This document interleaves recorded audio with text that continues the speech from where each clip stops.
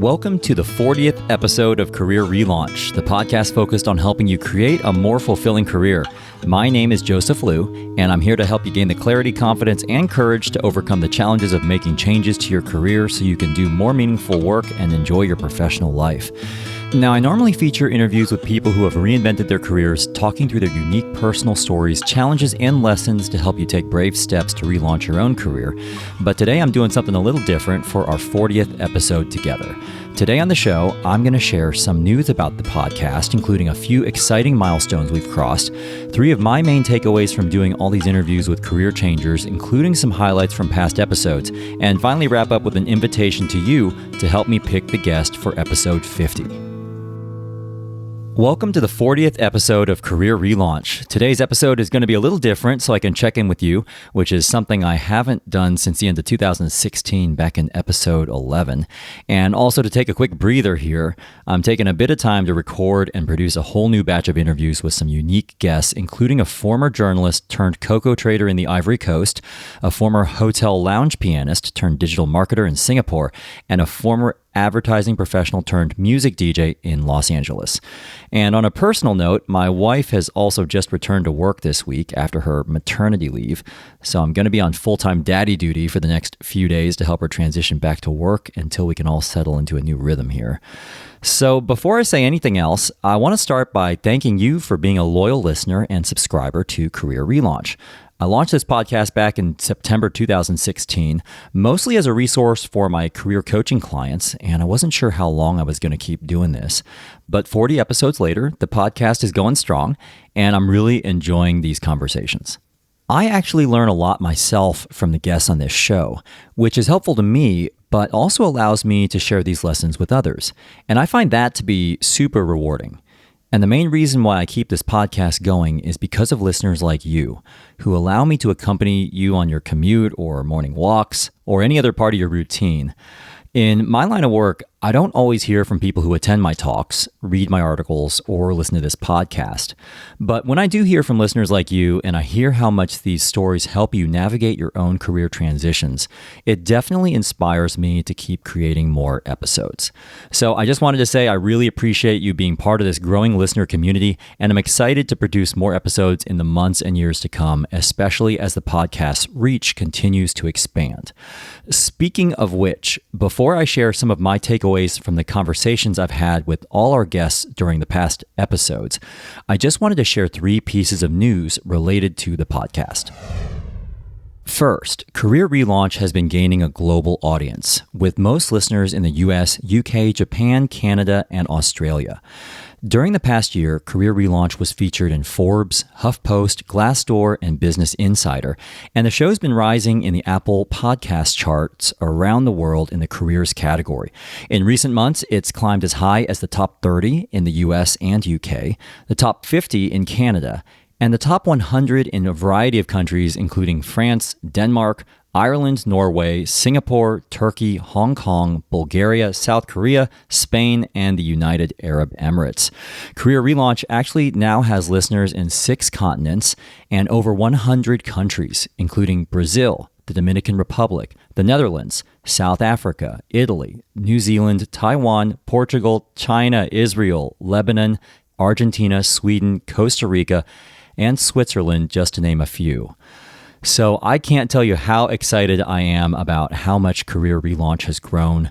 I do put a lot of work into every single episode, and this growth wouldn't have been possible without listeners like you who have taken time to subscribe and provide a positive rating for the show. So if you are enjoying the show and you haven't done so already, I'd really appreciate you taking 2 minutes to leave a positive review at Apple Podcasts, which helps this show continue to reach more people around the world. You can do that at careerrelaunch.net/review. The second thing I want to do is share some news on sponsors of this podcast.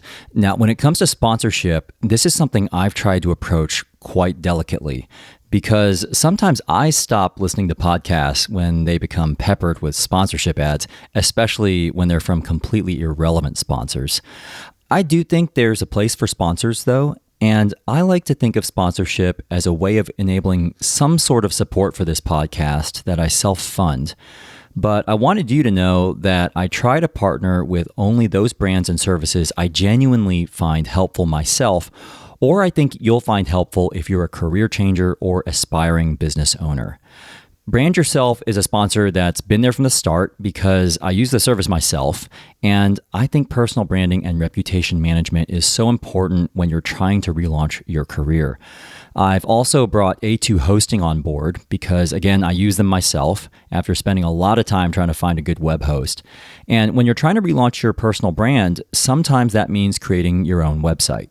And last month, I signed on 3 more sponsors: Audible, Grammarly, and Grasshopper, which you'll hear featured in upcoming episodes.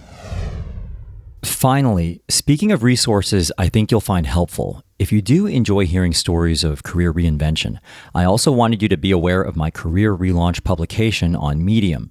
Riley Wignall is the content assistant I work with who's based in Montreal, Canada, and she does a great job of helping me build this collection of stories we curate from other writers on Medium who share stories, reflections, and advice related to career change.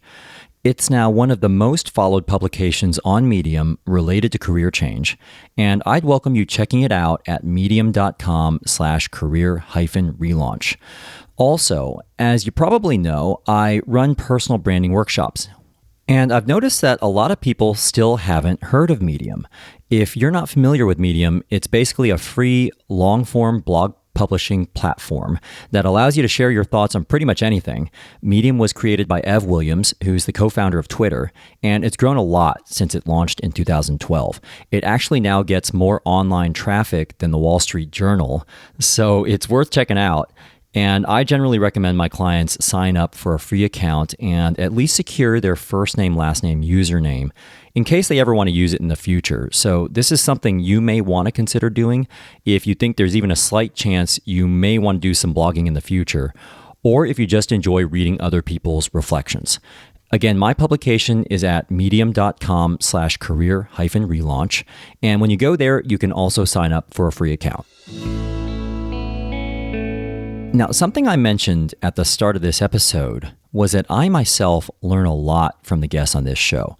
If you're a longtime listener, you probably already know my most recent career change story of leaving the corporate marketing world to start my own career consultancy. And so even though I do coach people on this very topic of navigating career change, what's funny is that I'm still navigating my own career change myself, sometimes wrestling with the same exact challenges we talked through on this show. So anyway, if you're navigating a career change and that's one reason why you listen to this show, just so you know, in some ways, I'm kind of going on a similar journey myself. And here are 3 of the big takeaways I've personally gained from the episodes that have aired up to this point. First, making your desired career change may involve an imperfect start. I don't know about you, but sometimes I try to make the perfect move to try and get that big breakthrough or dream job in one fell swoop. But the reality is that sometimes the process of getting where you want to go is just a little bit clunkier than that. This is something Adrienne Granzella Larson talked about in episode 19 when she explained how putting herself out there in front of people, even if those people didn't seem like they were directly connected to the opportunity she was trying to land, is ultimately how she ended up finding her dream role.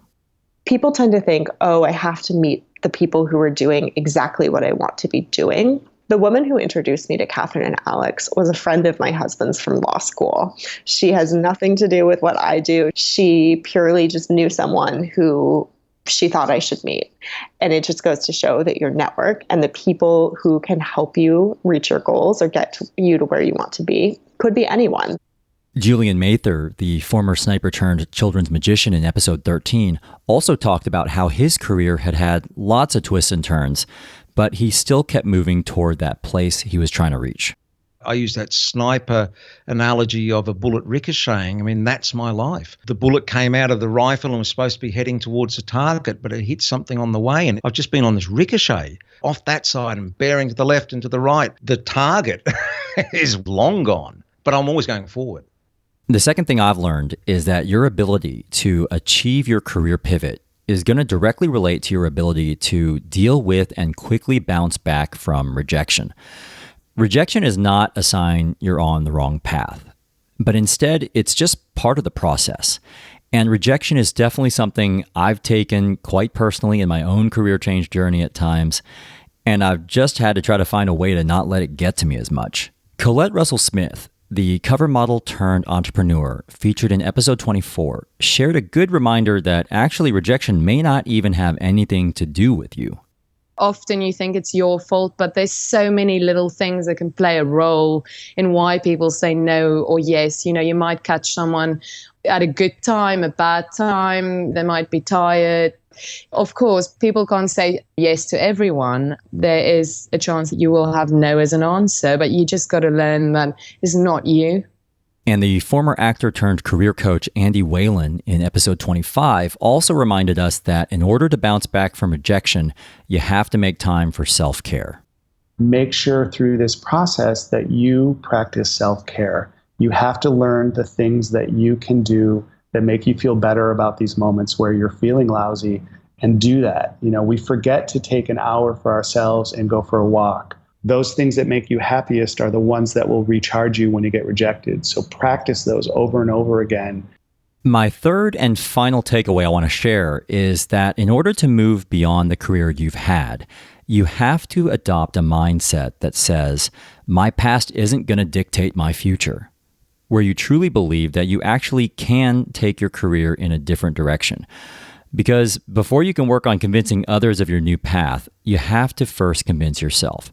And this is something that the former secretary turned healer Helen Wicks, who spent 3 years being homeless on the streets of DC, described in episode 34 when she explained how she had to make a declaration to herself that she deserved more. I know that I was created for more than this, and I'm going to find out what it is. And I had never reached that point before. I had never made that kind of declaration before. That was a turning point for me. And I went on to find out what my purpose was. And part of moving and adopting a future-focused mindset is to force yourself to find some way to no longer cling to your past so you can make room for something new. Something Erica Boissiere, the former banker turned couples counselor, shared in episode 31, when she talked about how she had to let go of her past identity as a banker so she could more fully and humbly immerse herself in her future career as a counselor. Yes, the banking days taught me a ton of unique skill sets, and I had to sort of shelf those for a bit and realize that I am new to working with couples. I am new to working with depression, and really come to terms with the fact that I am at the beginning. So those are my 3 takeaways about career change from recent guests. And if you've had some sort of realization about career change that you want to share with other listeners, I'd love for you to leave me a voicemail with your thoughts at careerrelaunch.net/voicemail. Or if it's easier, you can just record a voice memo on your phone and email it to me at joseph@careerrelaunch.net. The final thing I want to do today is invite you to help pick the guest I feature on the 50th episode of Career Relaunch, which is going to air toward the end of 2018.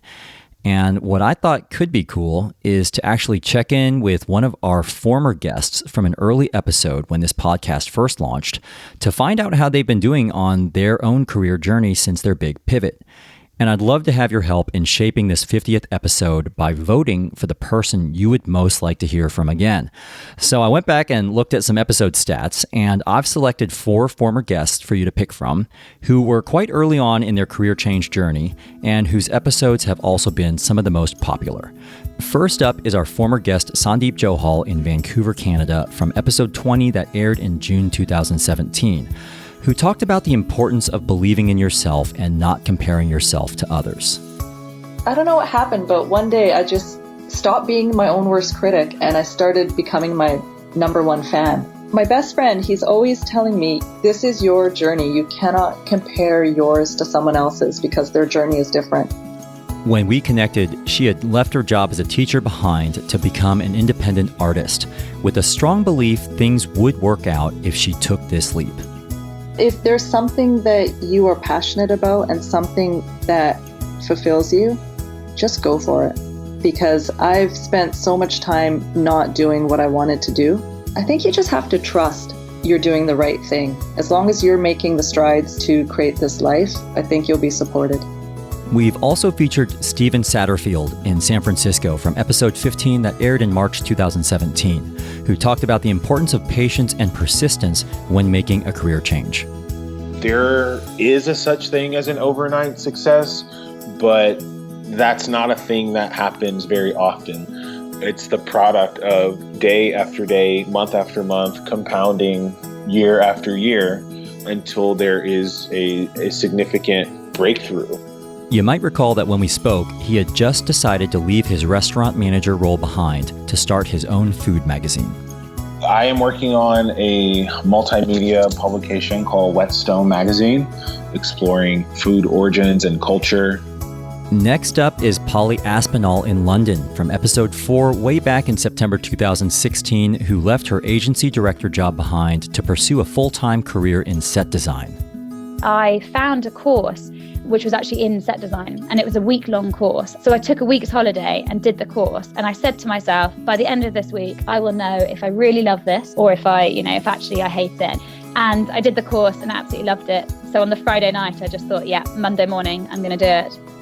During our conversation, she explained how great things can happen when you lean in and say yes to opportunities out there. Basically, once I handed in my notice, every single opportunity, every single meeting, every single bit of work experience, I said yes to. And last but not least, if you're a longtime listener, you might remember Kelly Cara, who was our very first guest on this podcast way back in episode 1 in September 2016, who talked about the importance of pursuing work you enjoy. What would I do with my life if I had $1 million and could just stop and do whatever I wanted? And the immediate response to that was go to culinary school, which was a surprise to me. When we spoke, she had just decided to move from Springfield, Missouri to Austin, Texas to become a vegan chef and lifestyle wellness educator. I had a hard time telling people I'm quitting my job to go to culinary school in Austin. I don't know what's going to happen, but it doesn't matter. I'm not sure where it's going to lead me, but it's going to be okay. So I'd like to choose one of these former guests to feature in episode 50 so we can all get an update on how their career change journey has been going. And I'd love to have your help in deciding. All you have to do is go to careerrelaunch.net/vote50 and vote for the person you would most like to hear from again in episode 50. Again, that's careerrelaunch.net/vote50, where you can vote for Sandeep, Stephen, Polly, or Kelly. Thanks again for being a loyal subscriber and listener to Career Relaunch. If you've been enjoying the show, I'm also trying to feature more voices on the show from our community of listeners. So I'd invite you to do two things. First, you can leave me a voicemail with your thoughts on the show at careerrelaunch.net/voicemail. Or if you have a unique career story you would like to share, you can apply to be a guest on the show at careerrelaunch.net/apply.